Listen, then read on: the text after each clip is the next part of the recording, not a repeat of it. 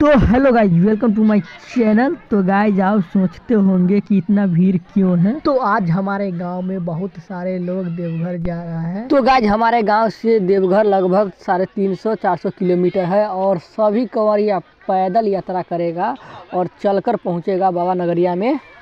और हमारे गांव में कई मंदिर है और उन सभी मंदिर को पूजा करते हुए निकलेगा देवघर के लिए। और कंवरिया लोग बाबा के नगरिया में गाते झूमते जाते हैं। देखिए वीडियो को पूरा।